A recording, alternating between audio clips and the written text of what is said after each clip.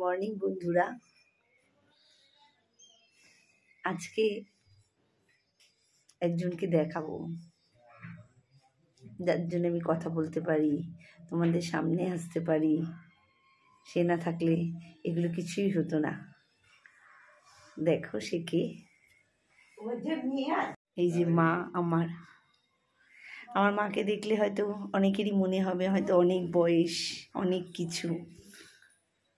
আমার 38 ইয়ার্স, আর আমার মার যখন 18 ইয়ার্স আমি তখন হই। এবার সবাই অ্যাড করো। মার জীবনে একটা অ্যাক্সিডেন্ট হওয়ার পর থেকে তারপরে জীবনে অনেক কিছু সমস্যার ফলে মা নিজেকে আপডেটই করেনি, যেখানে ছিল সেখানেই রয়ে গেছে। আমার মা এই ঘরটায় থাকে। কোথায় থাকে, কি বৃত্তান্ত পরে একদিন বলবো। মা এই ঘরটায় থাকে। আমি আসি মাঝে মধ্যে কি সপ্তাহে 2বার 3বার দেখা করে যাই মার সঙ্গে। এসে ওষুধ দিয়ে যাই, মার যা যা দরকারি যা যা কিছু থাকে সেটা দিয়ে যাই, এগুলো সব দিয়ে যাই।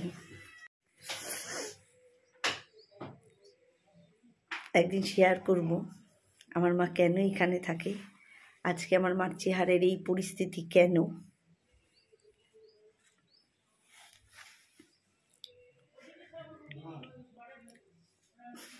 বলতে পারছি না,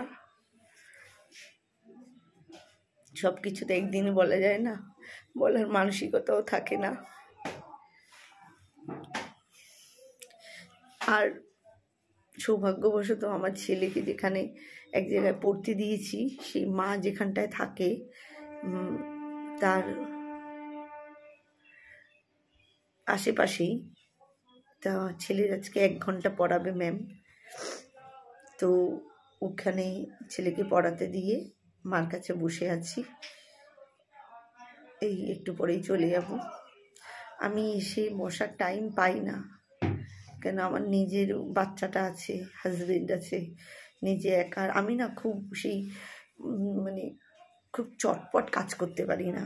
আমার কাজ করতে, আমি সারাদিন কাজ করবো, আমার একটু সময় লাগে।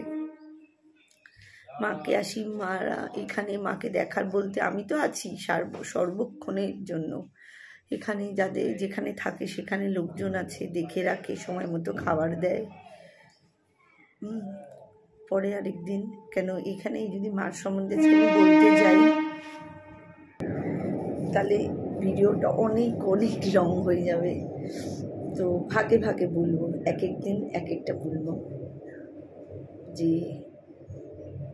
যে মানুষটার নাম আমি আনতে চাই না, আর বাবা সে কোথায়, কি বৃত্তান্ত, সব কিছু। আজকে মার এই পরিণতি কেন, সবটাই বলবো। আজকে এইটুকু থাক, কথা বলতে পারছি না।